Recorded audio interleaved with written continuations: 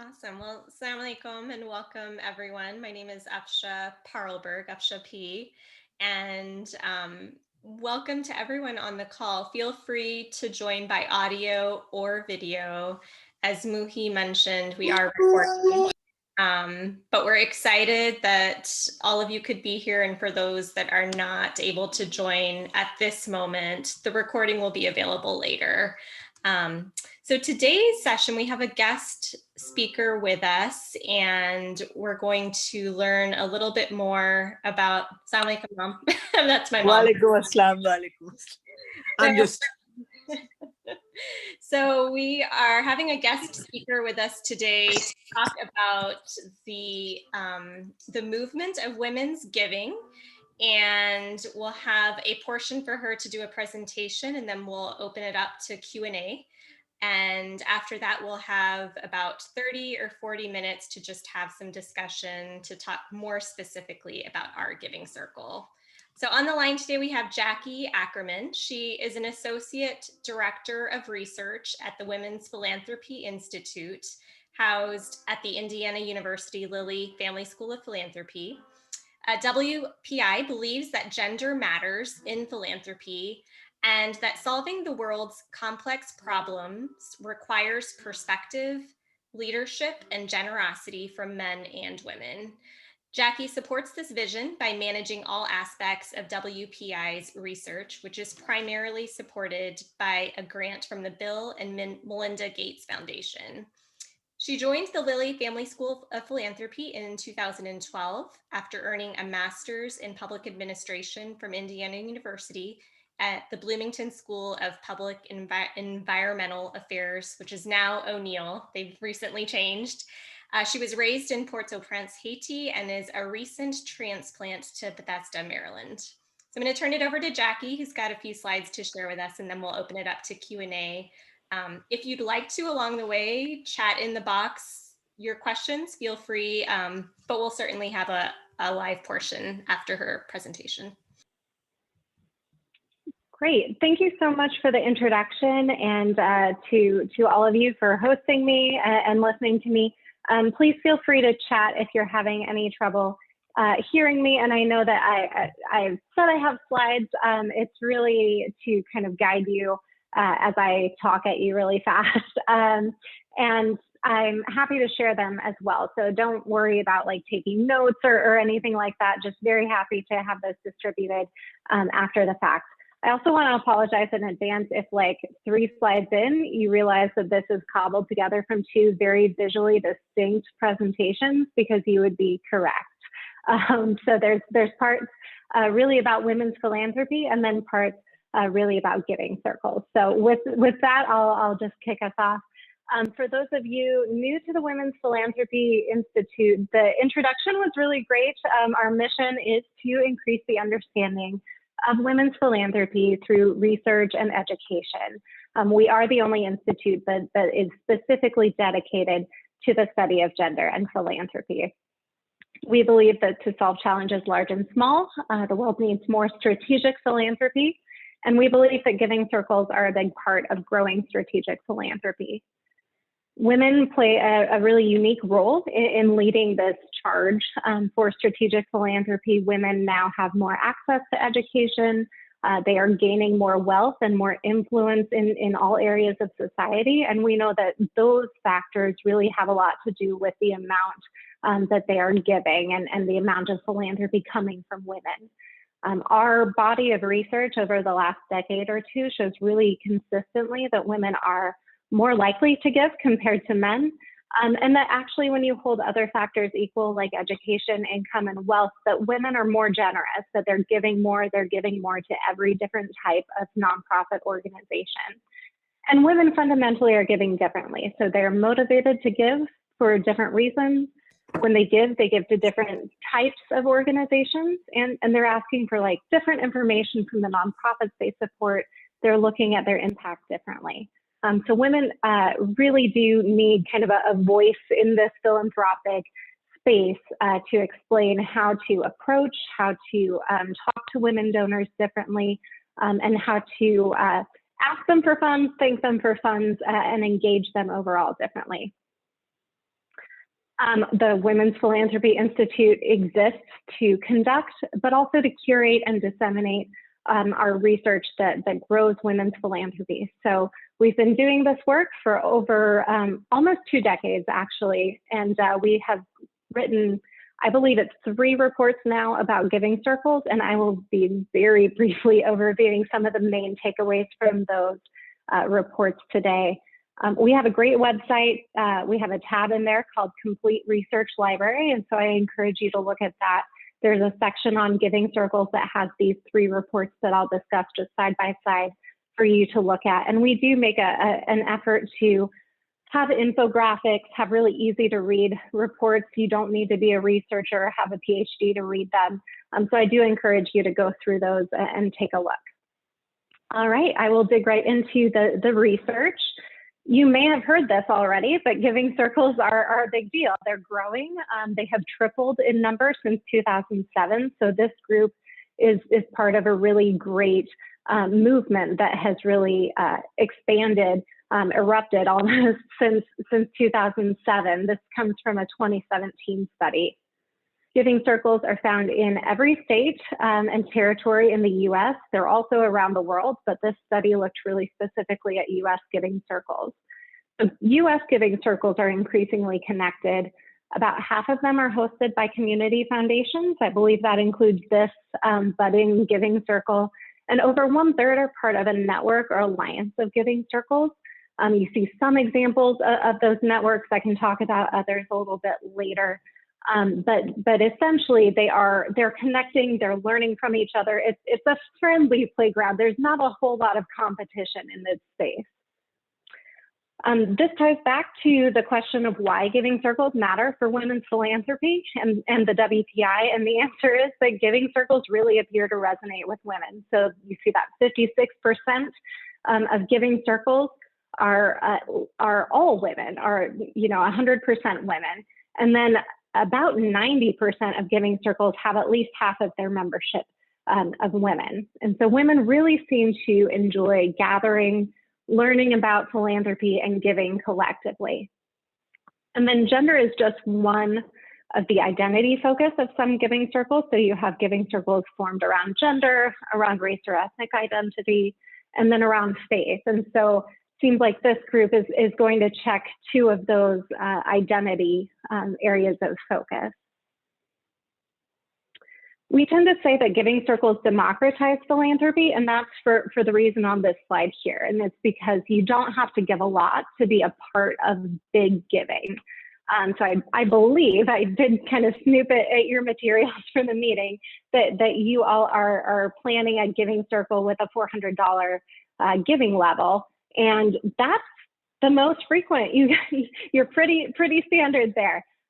You have anything from $5 or give per event. Some giving amounts are, I did one in Indianapolis, which was a 317 area code. And so you gave $317. So it can really vary. It's really, really rare to have these higher amounts. You would have to go to like a Women Moving Millions, which is for extremely high net worth women who are able to commit $1 million to giving over a 10-year period. So this $400 amount is very solidly in the democratized philanthropy, really expands giving to a wide range of people range here. This slide has a lot of information, but what I want you to take away from here is that every giving circle is just a little bit different. So there are differences in how giving circles meet. Is it virtually or at least pre-COVID in person? How often are you meeting? Are you voting on giving decisions or are you coming to a consensus? How much are you giving?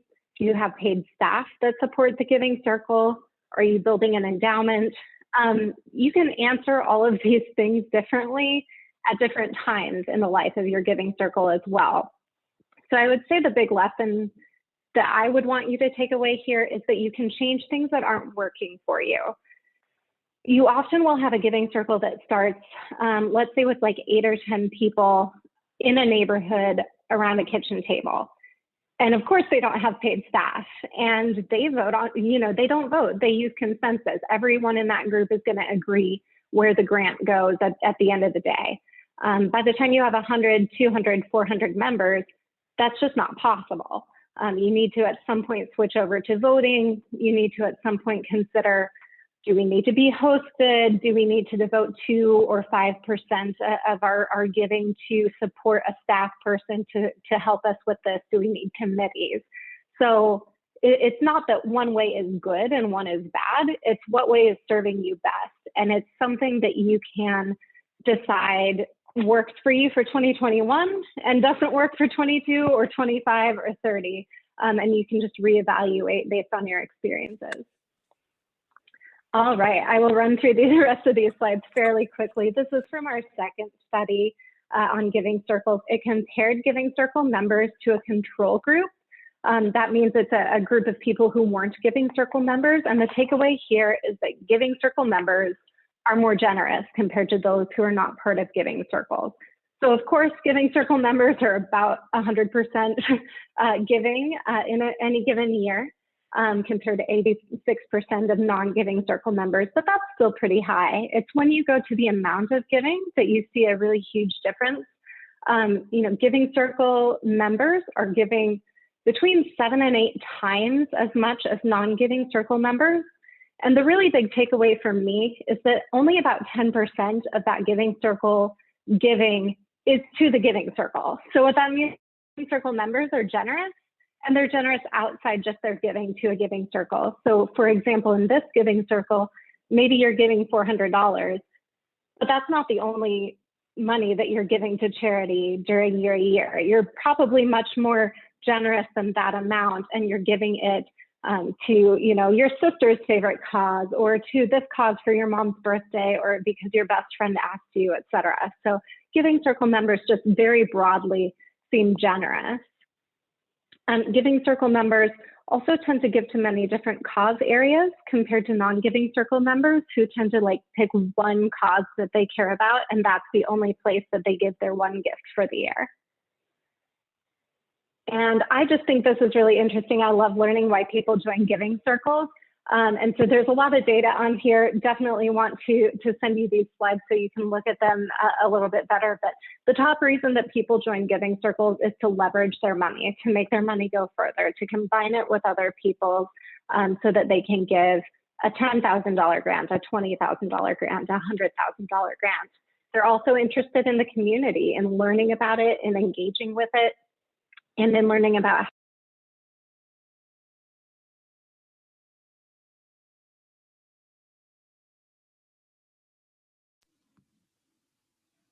I'm not sure if it's just me, but we might have lost audio. Jackie, I'm not sure if we can hear you.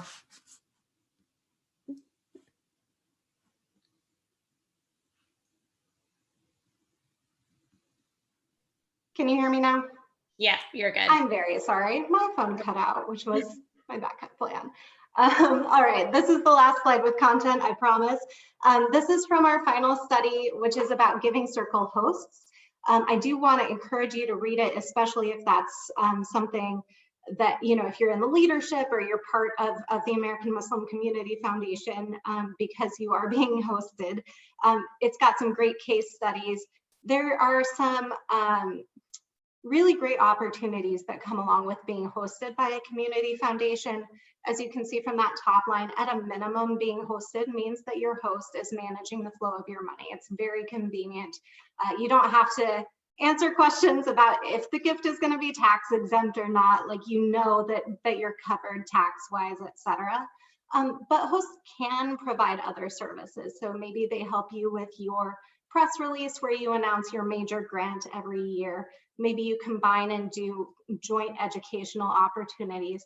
The real key here, though, is communication, because sometimes the Giving Circle members will have expectations of the community foundation, and the community foundation doesn't fulfill them because they don't know about them. So the key is to be really communicative and to evaluate that relationship every once in a while, just to make sure that everyone is getting what they need. Often community foundations will do this to serve the community out of the kindness of their hearts, no additional fees or anything. but they want them to hear what you are doing for the community so that they can include that in their messaging. So that's really my big takeaway there. And I'll just close here, and I'll close the PowerPoint out after this by saying that our research shows that gender matters in philanthropy, and giving circles are a prime example of that. They're groups of mostly women donors who give in a really unique way by taking the time to learn about different causes and organizations, by evaluating their giving, and by being generous outside their giving circles as well. So thank you so much for hosting me, and I'll turn it back and stop sharing my screen. And thank you for dealing with my audio glitch. No, thank you so much. This was super informative, and I feel like I learned a lot through that brief time.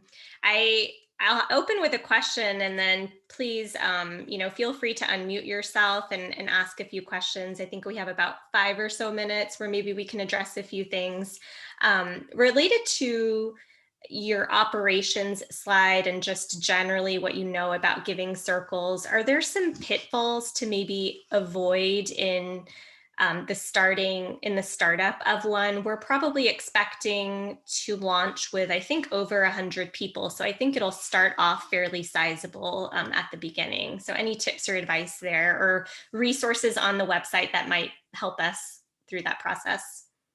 Sure. I have, you had mentioned asking for resources, and you may already be onto some of these. So let me know if not.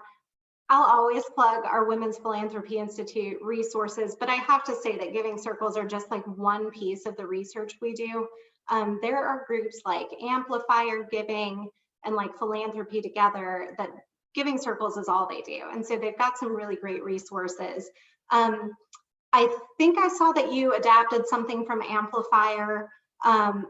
They are, so I think that Philanthropy Together is really, really good, but they haven't been around very long, so I haven't read all of their stuff. So I do encourage you to go to Philanthropy Together, become a member. I think it's free, and just really soak up all of those resources. They're very active these days. But Amplifier has such great stuff. So I have used their workshops. They've got so many different activities and worksheets. They have different templates for, we need a grant application, but one that's very simple, and they have that. We need to evaluate our grants. How do we do that? Well, you don't have to make it up. They already have several different options for you. And so I think that those resources are really great because you're not the first giving circle to start up, right? Like, you don't have to create things from scratch. There are these resources that are already there for you. So those are the 2 top ones I would say. In terms of things to consider, I would say the toughest thing you're probably going to encounter is launching a giving circle during COVID. What attracts a lot of people to a giving circle, it's not just writing a check and making sure that a bigger check goes somewhere, it's the community. Especially for women. It's kind of funny. We've done research on giving circles, and there are men's giving circles out there. And the difference between men's and women's giving circles is the difference between men's and women's giving. So a men's giving circle, they meet once a year, usually virtual. Some of the members attend the meeting in person. They really are writing the check and sending the check to the organization that they choose. Women's giving circles are like, we can meet monthly and we can do a social hour, and then we want to have like a big banquet at the end and do this, and then we're going to volunteer with the organization that we give to. And so you need to keep that in mind. If you're starting during COVID, keeping in mind, how are we going to get people together once it's safe to do so? How are we going to engage people in a virtual environment? You're a national organization. How are you going to have in-person gatherings? Are you going to have a national convening once a year? Are you, if you're in 3 or 5 main metro areas, are you going to have like watch parties to decide on the voting? So I would say that's the main issue, because the thing that's going to keep someone coming back year after year and telling all of their friends about it isn't the opportunity to write a $400 check. You can do that to any organization. It's going to be the community that you build. No, that's super helpful, especially thinking about the virtual element that we start with, but maybe continue and how to build that culture. I appreciate that. Are there any questions from any ladies on the call? Hi, this is Sadia Kalam. I can come on video.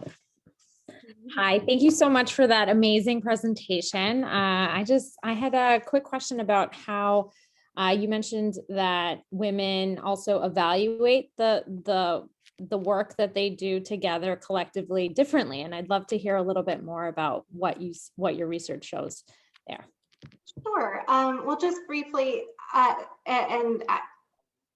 love and hate what I do because I talk in gender stereotypes, which like hurts my heart a little bit, but some of them really hold true. And so I think one of the kind of stereotypes is that men care about the numbers and women care about the stories. And I kind of hate that it's true, but it is true.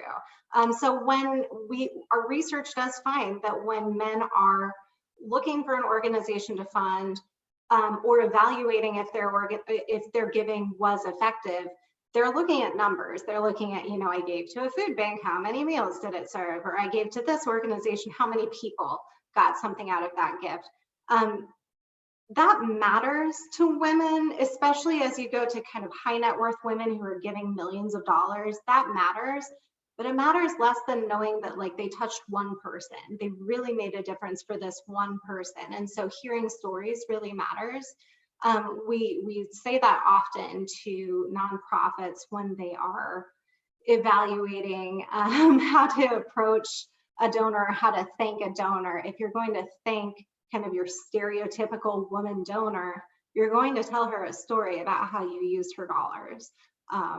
So it's stereotypical, but it's definitely, a woman tends to want to know that a person, like an individual person's life is different because she gave her gift.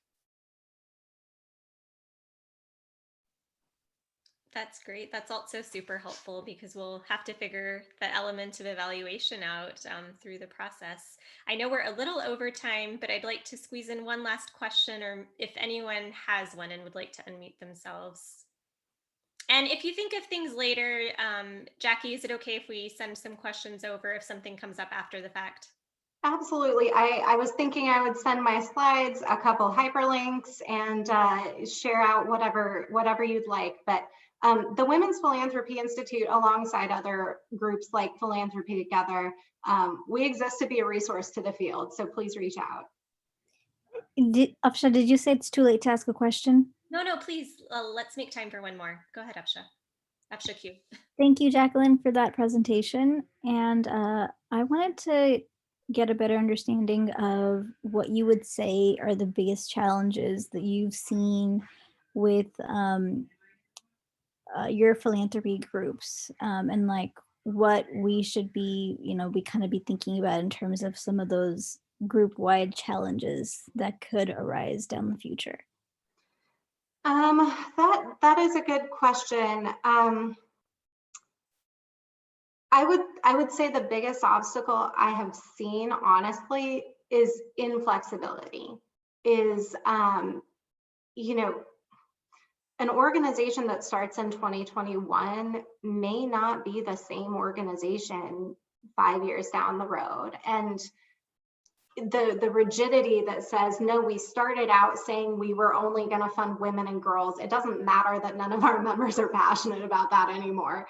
Like that's the kind of group that's going to lose members. And so it's important to remember that you're a community and that it's okay if things change, as long as there is thoughtful discussion about what your big picture goals are.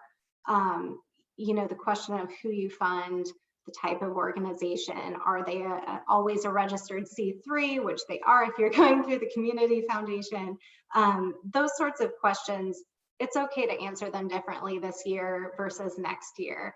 And just being flexible and reminding yourself what your core values are, whether those are help the Muslim community in the US, help the Muslim community abroad, whatever those core values are, as long as you're not kind of betraying those.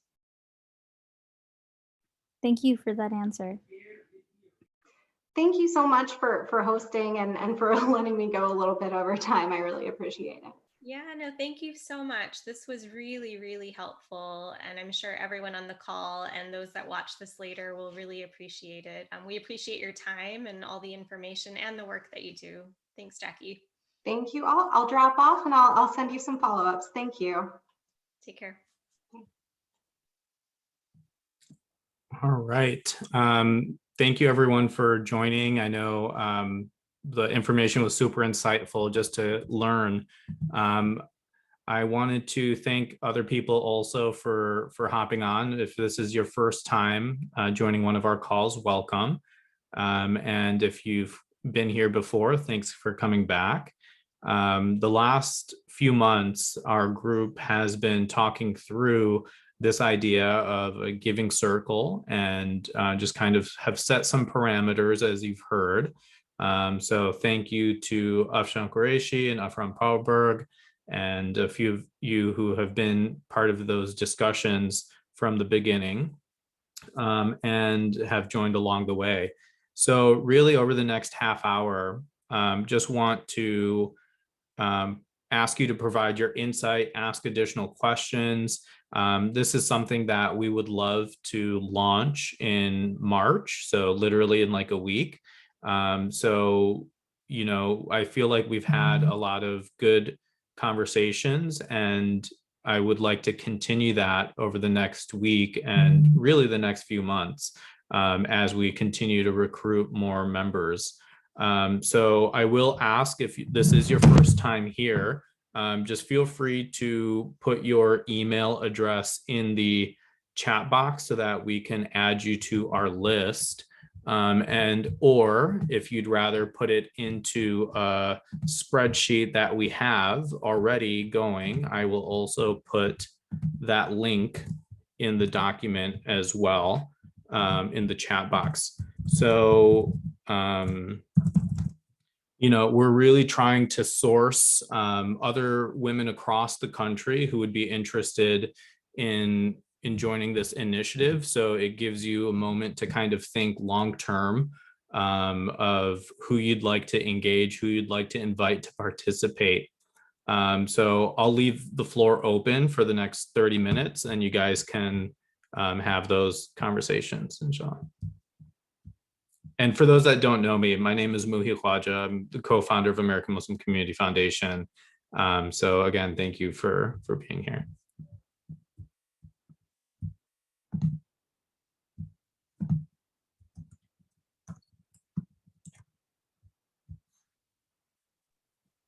There's got to be some questions. Come on. So I had a thought as a follow-up from our last meeting, which was we talked about doing 3 different grants to 3 different organizations. And then we also talked about zakat eligibility, which can sometimes mean different things to different people. And I wondered if there was, a thought process about making one of them purely zakat upon an agreed upon definition and the other 2 a little looser, or just some using conversation, but we don't have to talk about it if there's more burning questions. This is Muna from Texas, and this is my first time coming into this conversation. I've had some luck working on Giving Circle with Texas Women's Foundation here. So I was just wondering, where are you? I think I probably have a lot of questions because I've been at the both ends, receiving end as well and grant making too. So my question is, do you have a target of, okay, like you're launching in 2021, what is your year, for 1 year, what is your target to raise the money? Do you have that? Yeah, so, I think our goal is to start with at least 100 participants and then maybe through the end of Ramadan reach a little bit more than that. But the idea being that collectively, there could be about $40,000 to distribute to organizations. And then only the members would be able to nominate a charity. So it'd be kind of a closed invite in that situation. But it would be, we have another document which I can share as well that has some of those timelines. So let me pull that link for everyone. I don't want to take time, and no worries. for everyone, I can have a side conversation after that as well. So yeah, this was just my starting question, and I think I probably have quite a few, but sure. I think Mohi, I can have a chat with you offline. Yeah, of course. Yeah. Okay. Yeah. Thank you. Absha, nice to meet you.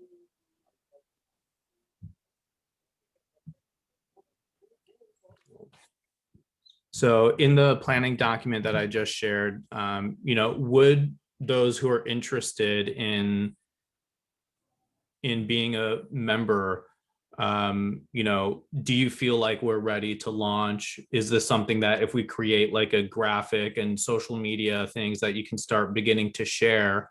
And part of that recruitment is pretty much open through now until Ramadan is kind of what we had discussed, that people can pay their dues and nominate organizations until May 31st. So, Ramadan should be ending like mid-May. So it even gives people a little bit after Ramadan to make their contribution. And then the next step would be we would collect all of those nominations and share it with the members by June 6th. And then the nonprofit organizations would be able to submit a letter of intent until July 30th. So then once those are all collected, the votes would happen on August 15th, and it would be narrowed down to 3 organizations who would be able to come and present the following week on Sunday, August 22nd. And then in that timeline, like the funding will happen in September, inshallah. So pretty much now until May 31st, it's all publicity, sharing it, telling people to join, all of that. And then the rest of those dates are outlined in the document. So Dima, I know you've been part of several giving circles and have the 200 Muslim Women Who Care in Tampa. Do you have any insights in terms of whether you think that is like a realistic timeline? And, hopefully with, the 15 to 20 women that have been engaged over the last 4 months in this can really push it out to their networks to get to that 100 number. Sorry, I was on mute. Yeah, I definitely believe that it's possible if you're considering, the idea is that everyone is responsible. If you have 10, I'm sorry, did you say 10 or 15 main founders, I would say? Do you have like 10 of them? Or yeah, it's close to 15. Yeah. Oh, okay. Yeah. So if everybody just recruits 10 to 15 people, and you'll definitely hit that target. And I don't think that's unreasonable to shoot for, because it doesn't have to be just one person recruiting. It's everybody saying, yes, I can commit to finding 10 people. Yeah. So in our I'm sorry, I was just kind of curious, just so that I understand. So when I go talking about it, the amount of money so it's $400 to donate, but you're going to be granting $40,000 across how many organizations? The idea is to select 3 organizations at the end, and that final voting, when the nonprofit organizations come to present, the voting will be who is first place, second place, third place. So first place would get 50%, second place would get 30%, third place would get 20% of the funds collected. Okay, and these are all Muslim organizations, Muslim-led organizations, correct? It doesn't have to be, but women initiatives, women-led, women-focused. Okay. And some of that is explained in the document that I'm sharing as well.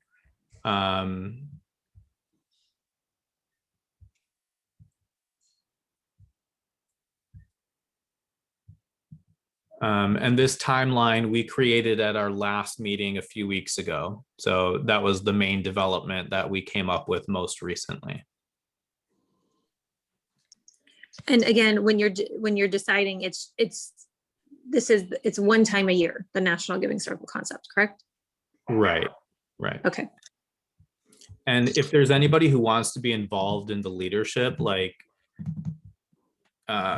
just feel free to indicate that you would like to be. And really, it's about once we start doing public phased stuff, I don't want to be as actively involved. Like, obviously I'll be here as a resource, but I want to be able to put some names to the initiative, so that people understand that it is also just like a naturally led initiative and not something that I'm wholeheartedly involved in, although you have my wholehearted support. Muhi, you're trying to leave us? I'm always here. I just want to be behind the scenes. That makes sense. Yeah. I just wanted to recap. Muhi, you're asking right now if there are any questions that anyone has, either to understand what's going on or to discuss any roadblocks for launch. Yeah, if we decide to start publicizing it on our social media, like come March 1st, like, hey, launching this new initiative, and like we can take content from this document and put it on our website and build a page that can be promoted. So more than likely, I haven't created it yet, but it could be something like that where the URL is like Women's Giving or something, right?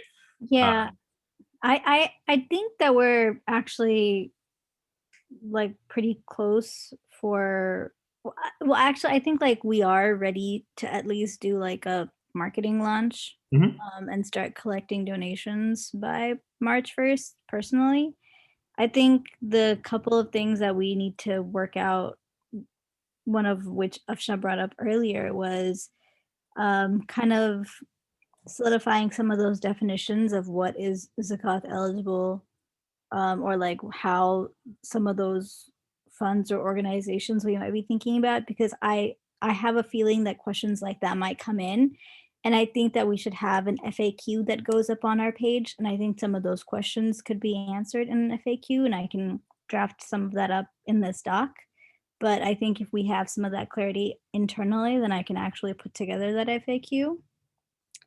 And besides that question of defining what some of those organizations might look like in terms of zakat versus not, I think the other thing, or the last thing that we need to kind of flesh out, is the membership tiers or sponsorships. I know that we were kind of split 50-50 when we did that activity in Mural, if people would be interested in women, contributing extra to give someone else a seat, or if we created some kind of sponsorship program. So I wanted to hear from the group on those two things. Those are the only two things that I can think of, in case anyone else has something else to add for what we need to solidify. Great points. Yeah.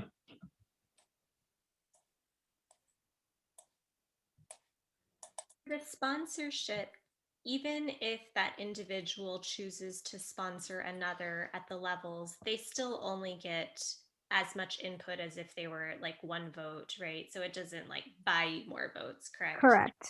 Okay, but just making sure.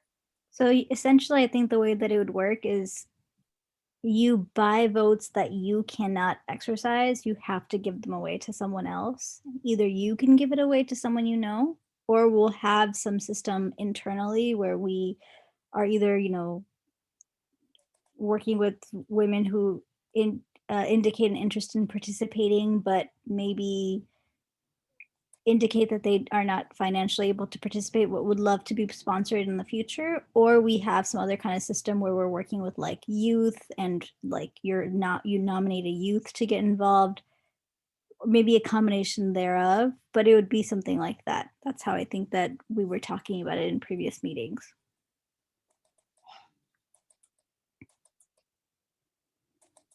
Mona, have you seen that type of model in the giving circles you've been a part of?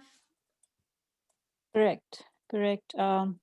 There's one which is Asian, and then there's another one which is African American. So the one which is African American, they basically have the organizations with a certain budget amount. So if the organization has a budget over $1 million, then they will not, because as strategically they want to bring in and support grassroots organizations, not the established ones.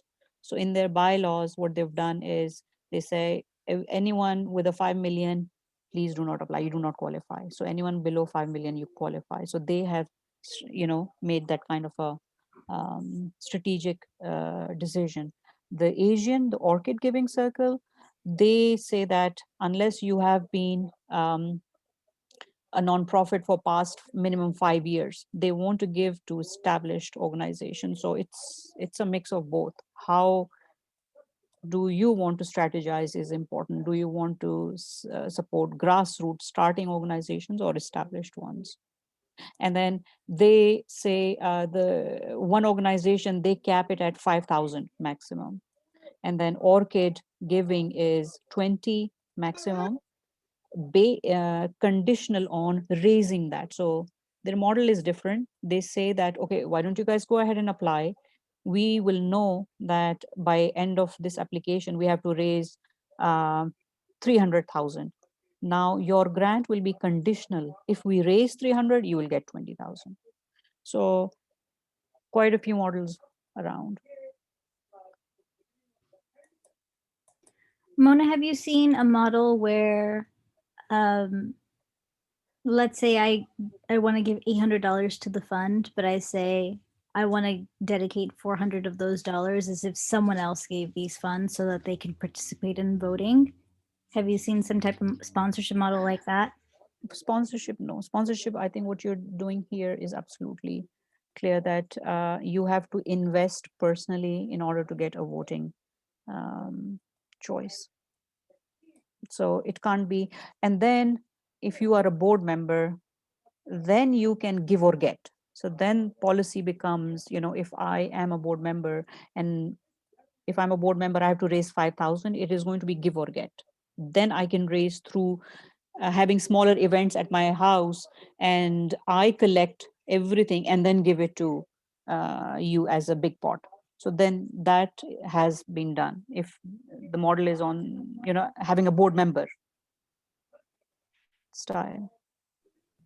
Yeah. And yeah, I think we can definitely explore different types of events to help promote the giving circle. I know Dima had mentioned hosting a clubhouse event, and I know Khadija Ferris is excited about helping with that as well. So I think maybe sometime in March, if you think it's beneficial, we can do a public facing event where it's about recruiting more members. And it could be a Zoom plus a clubhouse. I think there's ways to do it concurrently that still shouldn't cause any technical difficulties, but we can look into that as well. So if you feel like a kickoff event is something that would be helpful for this initiative, then that's something that we can also coordinate maybe towards the end of the month for March, so that we have at least 2 to 3 weeks to promote it properly. That would be awesome. Who's the person that you said was gonna? Yeah, so Dima, it was Dima's idea. So Dima, I don't know Got it. capacity you have to help coordinate, but I think Khadija is willing to help. She has a really large network of Muslim women in tech, and just Muslim women on Clubhouse as well. So I think it'd be a really good opportunity to promote the idea. Yeah, I think that sounds awesome. Yeah, I would just help, like if you guys need conversation to keep it going. I mean, I think Khadija, she's got, yeah, I saw her following, mashallah, she has a lot of network, so she'll be able to like ping people into the room. I'm just a very big newbie with Clubhouse, so I'm still trying to figure it out. But I'll be happy to just like, you know, share an experience to get the conversation going to encourage people. Okay.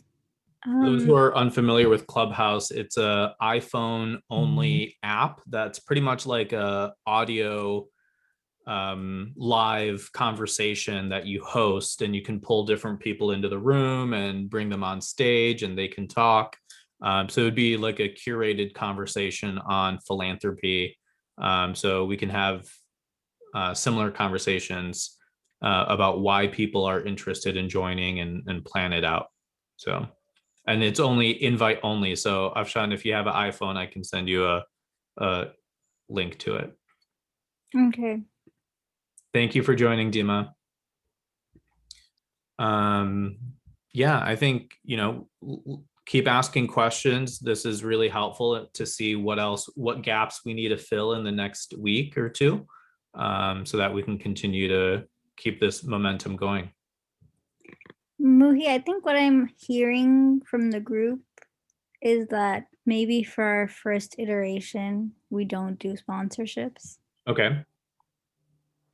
That's kind of the sense that I'm getting, unless I'm incorrect. Please feel free to speak up, but I think that's kind of the sense that I'm getting.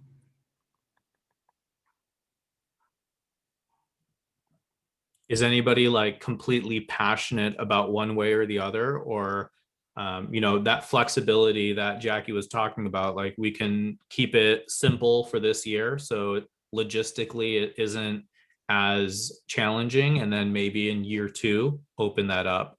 And I think even though some of these meetings will be one time, like the presentation on the 22nd of August, and you know, I think even prior to that, maybe after all the members are in, sometime in June or July, there be like a social Zoom, right, where everybody gets to meet each other, they can introduce themselves, get a sense of what types of organizations they're passionate about, and then that way they can start encouraging people to submit the LOIs from the nonprofits.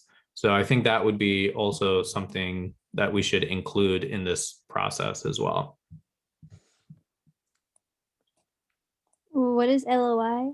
Letter of interest. So like the RFP is the request for proposals, and then the nonprofits would submit the LOI. Got it. Yeah. A quick question. So let's say my friend or family member wants to join. Where do they go? Is there a link? I noticed there was the link to the donation page. Is that pretty much all they have to do? Is there something more that we need? Yeah, so we'll create this landing page that will have all the information on it, and then from there it'll have the donate link. It'll have but the donate link is pretty much the membership indicator. Like they're putting their money in, they get the vote, they'll be invited to all the other things from that point forward. And you're able to sort that from your end, so we'll have like a membership list based on those donations. Exactly. Yeah. So, and the donation form is live already. So again, now through May 31st, people can start submitting their 400. And what I would like to do is, as much as we can, say $420, because then it's clear that, you know, the $20 is like the administrative cost, but then the 400 is for the group to disperse.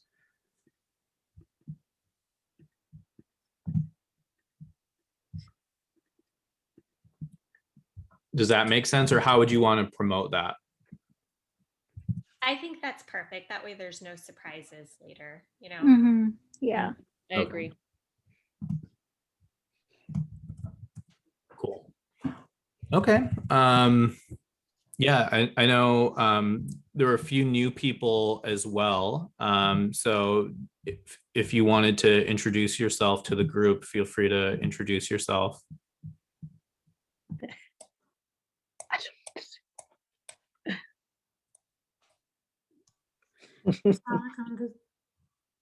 Sorry, did I overtalk somebody? Well, this is Sumbul. Thank you for having me on. I heard about this group through when I reached out and asking for some potential groups to get involved in, as I'd like to be able to give back to the community. I have remained quiet because I'm still trying to learn and catch up on things since I missed the last meeting. I apologize for that, but thank you.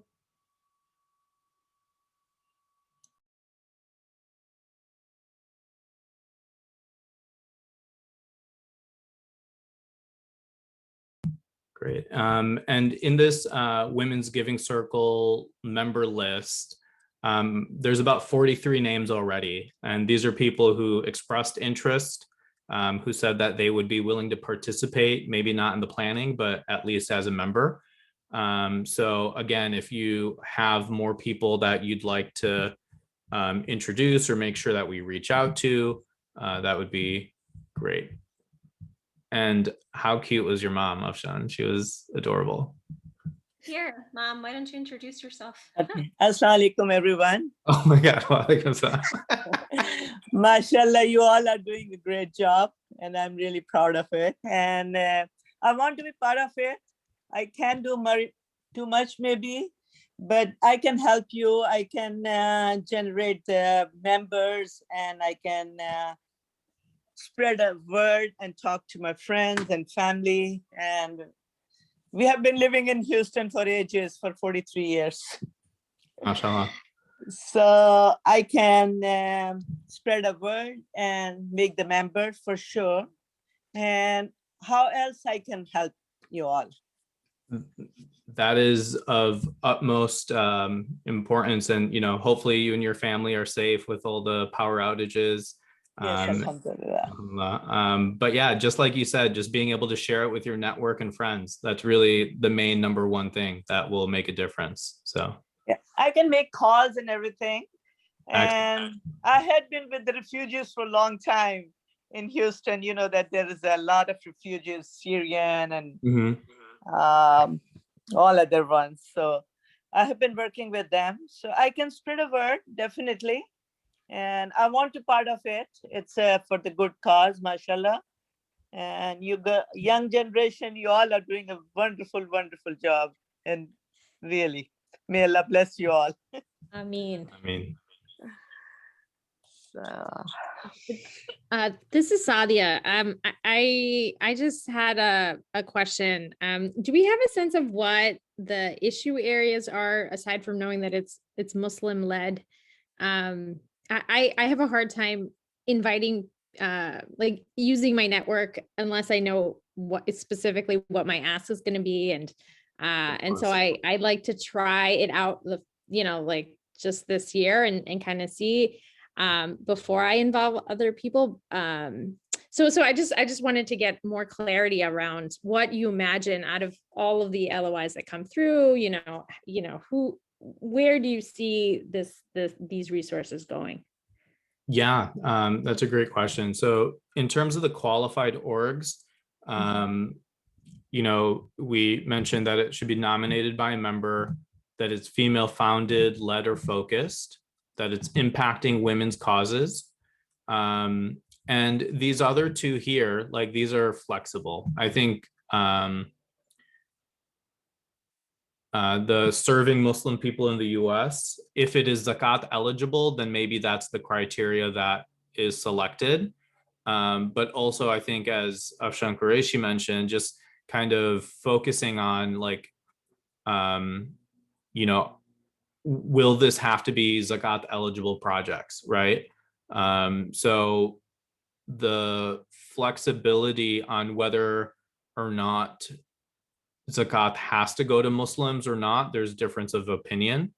As long as it's still maintained in one of those categories, whether they're Muslim or not, can be discussed, and we can use an opinion that a lot of the, places like Islamic Relief or ICNA and Penny Appeal, they have the understanding that it can go to help people outside of the Muslim community.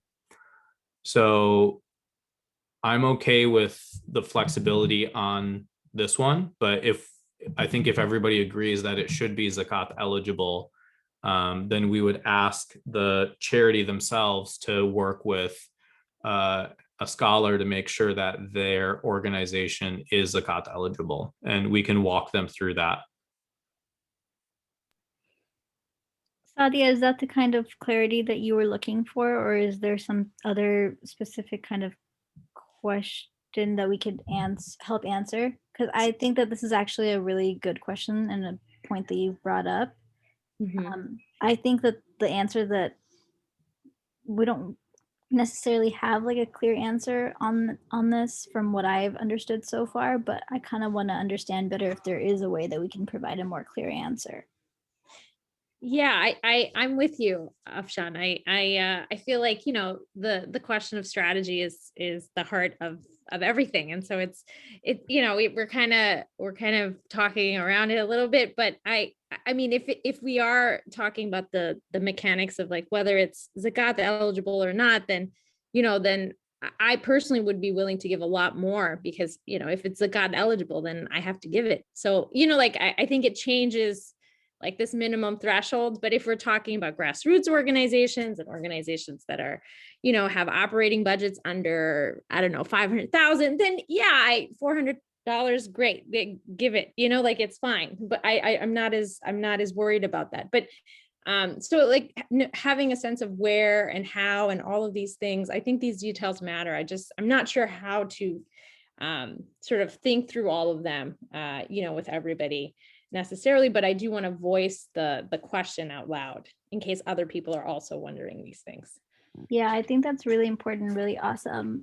If we said something like, 50% of the fund goes to a zakat eligible organization or cause, and then 50% of it goes to a perhaps, let's just say, like non-zakat eligible organization, do you think that that's adding a little bit more clarity for what you are kind of bringing up here, or is that still vague? Because the base premise is that the cause has to be something that affects women. So that can be like a broad range of issues, as we all know. But do you think that adding that parameter adds a little bit more clarity for you and for your networks? I think in very like practicing communities, yes, I think there is absolutely an emphasis on paying the zakat first, right? Like I've been part of feminist organizations. I've been not able to get my Muslim friends to give to those organizations, even though I gave because I was alumnus and I was, helping them with their gala and things like that. But I was not able to elicit or fundraise from my circle of Muslim friends, because they were like, this is feminism. This is not zakat eligible. Who are we giving to? Like, I had a lot of pushback. So I just went through my foundation and matched it and whatever. But I think it is an important distinction. I think to be clear about zakat eligible, I think is helpful more so than the sponsorship levels. Like I would want more nuance here, if that makes sense, and I think more people might be willing to, if they know that it's zakat eligible, to put their zakat here and know that it's going to a good cause, say Bismillah and give,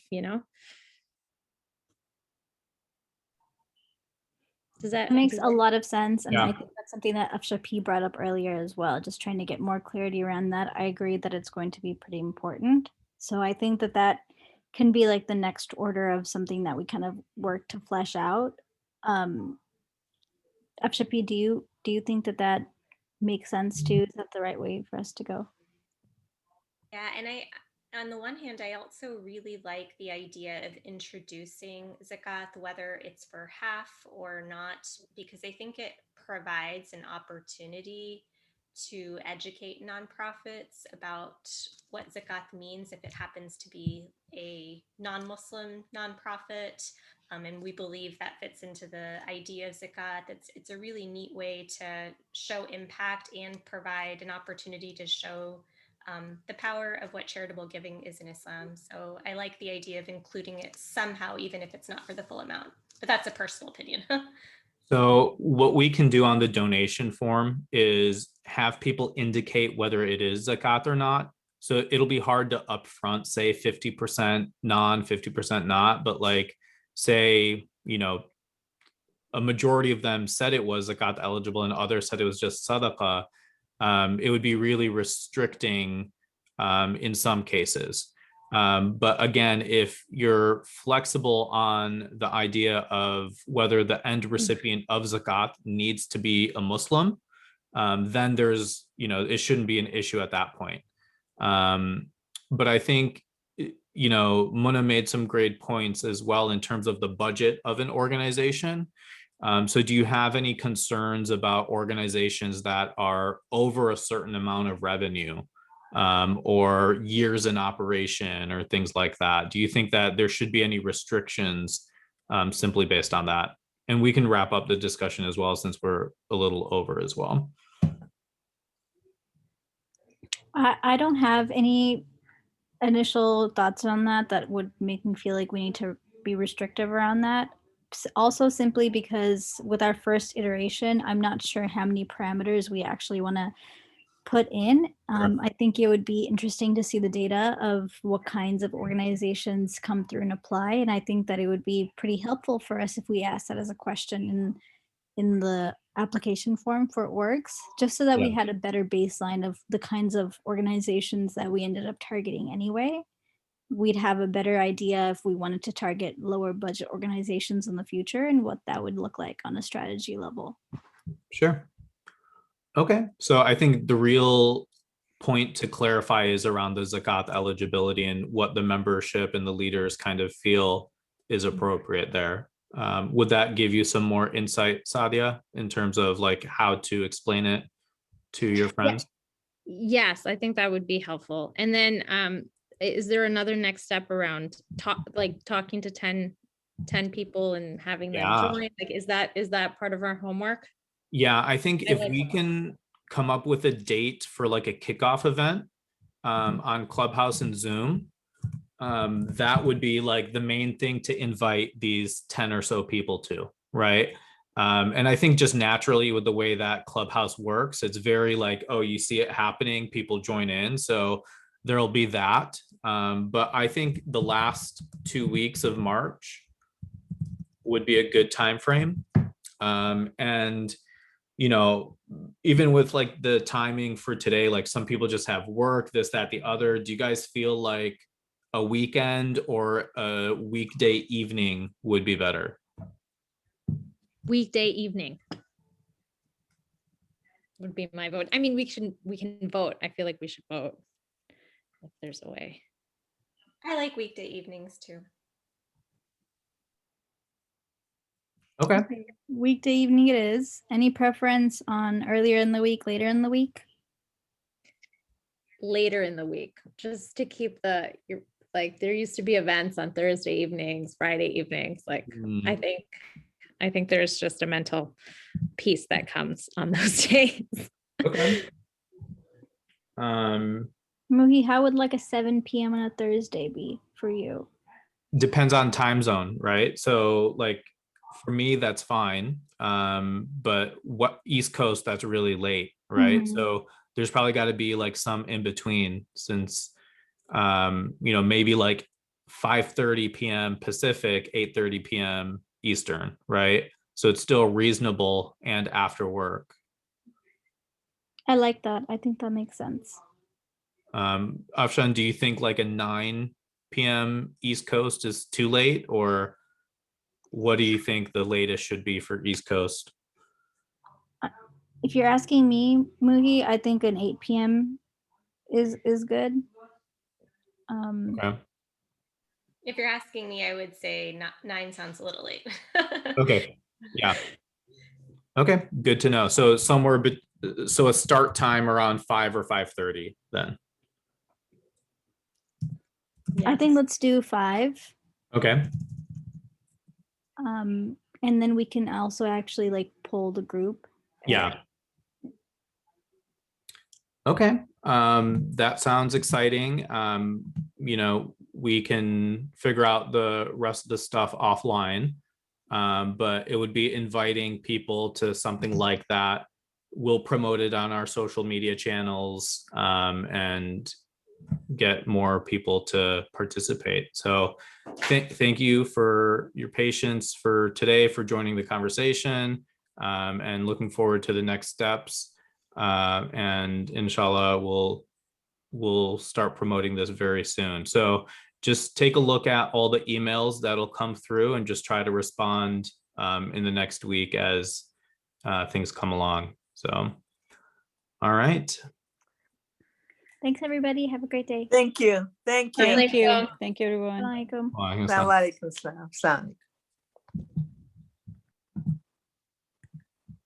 Assalamualaikum.